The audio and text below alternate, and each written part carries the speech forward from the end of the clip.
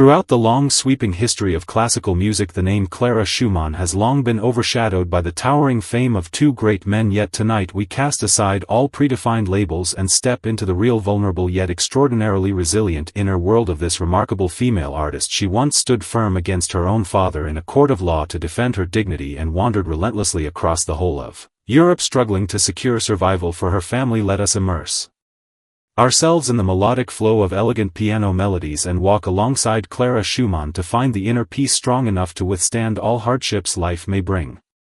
Clara Schumann's entire life unfolds like a profound narrative musical piece filled with dramatic climaxes and lingering undertones of sorrow. Was it Robert Schumann's passionate, all-consuming love that pushed her artistic career to dazzling heights, or Johannes Brahms' restrained lifelong devotion that brought her quiet solace and emotional comfort? As one of the most gifted pianists of her era, she never turned away from her piano even when life struck her with one heavy blow after another. Tonight, accompanied by the softly flickering glow of the hearth, we venture deep into the profound, tender inner world of Clara Schumann.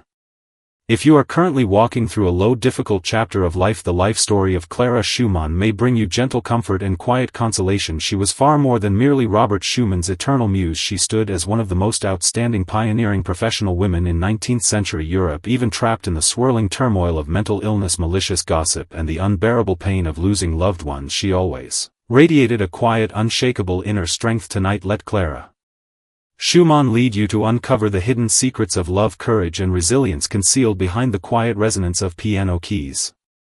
In the common public perception, she is often remembered only as the devoted, gentle wife standing behind the great composer Robert Schumann, or the lifelong unfulfilled regret lingering within the life of Johannes Brahms. Yet few people truly understand that in 19th-century Europe, when most women were confined to the narrow boundaries of the kitchen and the drawing room, the name Clara Schumann already adorned theater posters and street billboards across Paris and Vienna. She was a child prodigy who even captivated the admiration of Goethe, and a reigning piano queen, commanded immense respect even from the legendary virtuoso Franz Liszt. Her truest identity, however, may be that of a determined rower who never bowed her head amid the violent storm surges of relentless fate. Tonight, accompanied by the softly flickering glow of the hearth, we walk fully into the untold life of this remarkable soul. Through this tranquil tale you need not strive to memorize. In this unrushed, quiet moment, we do not merely recount a chapter of past history, we settle our restless, anxious souls upon the sacred, resilient spirit embodied by her life journey.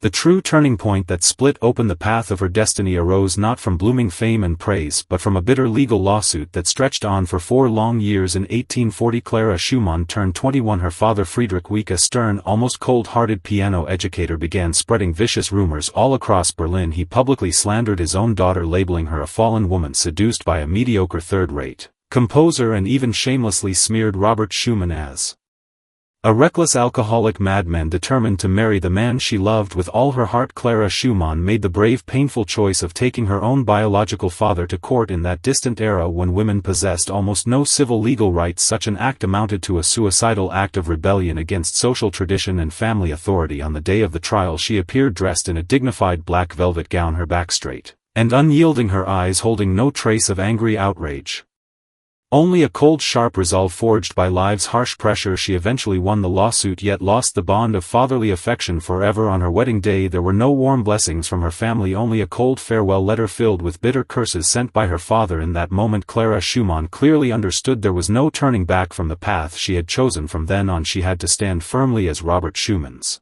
beloved partner, his eternal artistic muse, and the unshakable pillar supporting the entire family. The sweet tenderness of newly married life faded as swiftly as morning dew. Robert Schumann's extraordinary artistic genius was forever intertwined with fragile mental instability, becoming an inescapable lifelong chain weighing heavily upon Clara Schumann's shoulders. After an accidental hand injury left Schumann unable to perform publicly ever again, he poured all his unfulfilled creative ambition and artistic obsession onto Clara Schumann's fingertips. She was forced to give birth, repeatedly welcoming 8 children into the world, one after another, while embarking on exhausting, lengthy performance tours across Europe to sustain the entire family livelihood. Through countless gloomy, cold winter nights, she would tend to her sick, frail children late into the night, then rush hurriedly to the railway station the moment her candle burned down to its wick. During these difficult years, Schumann's mental health deteriorated rapidly. He began suffering from terrifying auditory hallucinations, claiming to Hear angels screaming loudly in his ears or evil demons tugging relentlessly at his limbs. The most devastating, heartbreaking moment arrived one quiet afternoon in 1854 without any warning or preparation from Clara Schumann. Schumann rushed out of the house wearing only thin casual clothes and threw himself desperately into the icy cold waters of the Rhine River. After being rescued from the river, Schumann was sent to a psychiatric asylum in Endenich near Bonn for 2 whole long years. Doctors strictly forbade Clara Schumann from visiting her husband. She could only sit alone in quiet sorrow outside the high walls of the asylum, listening to the cold wind sweeping past the iron-barred windows. Inside, she continued her relentless concert tours and maintained a calm, smiling demeanor before the public, yet only she knew deep in her heart that every time she performed Schumann's compositions on stage, her fingertips flowed with tender affection tinged with hidden pain and quiet sorrow.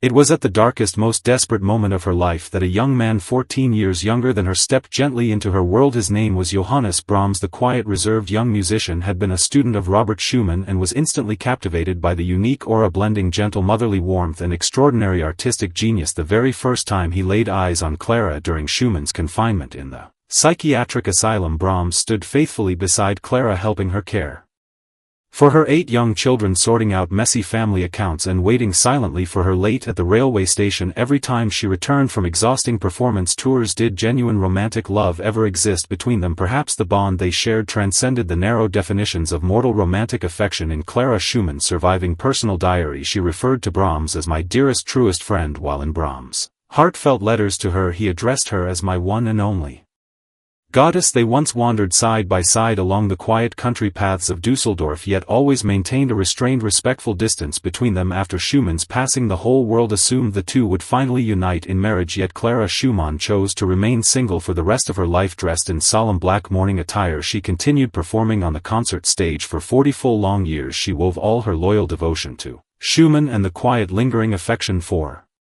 Brahms deeply into every flowing musical note. Her restrained emotional distance was never born out of fear or hesitation. It stemmed from her clear, profound understanding that for a female pianist walking alone in a harsh, male-dominated era, artistic independence and self-respect were her last and only true dignity. In her later years, Clara Schumann gradually evolved into an enduring, monumental figure in classical music, though this monument was etched all over with deep cracks and painful scars. 3 of her 8 children passed away before her. One son was confined to a psychiatric hospital suffering from severe schizophrenia, and her youngest son died peacefully in her arms, worn out by overwork and lifelong hardship. Even so, when gazing upon her portraits from old age, one can still see a clear, unyielding light shining deep within her profound eyes, a quiet refusal to beg for mercy from the hardships of fate. She began teaching at the Frankfurt Conservatory of Music, strictly correcting every subtle fingering technique of her students, as if guarding an almost old-fashioned noble reverence for pure artistic integrity. When news spread of Clara Schumann's severe illness in 1896, Johannes Brahms, already gray-haired and advanced in years, rushed frantically to board a train hurrying toward her side. Due to accidentally arriving at the wrong platform, he reached her hometown only just in time to scatter a handful of soil upon her newly laid tomb. While sorting through Clara Schumann's personal relics after her passing, people discovered she had carefully preserved every love letter Robert Schumann had ever written to her and kept every musical draft Brahms had gifted her. Throughout the years, she balanced the passionate, unrestrained genius of 2 great men with extraordinary rational calm, and absorbed all life's unfair hardships and bitter fate with profound emotional sensitivity. What she left behind for the world was far more than a collection of exquisite musical compositions. She set an eternal, noble example of how a woman can walk gracefully with dignity and poise, enduring every harsh, rough chapter of mortal life until the very last moment. The story has unfolded to its gentle close, and the moonlight outside your window may have drifted quietly beside your pillow. Now we return to the lingering puzzle of resilience raised in the prologue. Clara Schumann's true greatness lies not merely in her willingness to endure endless suffering, but in her unwavering resolve never to let pain harden her heart or dim her innate kindness and noble grace. She once said, standing before the piano, "I feel utterly free, untouchable even by the power of fate."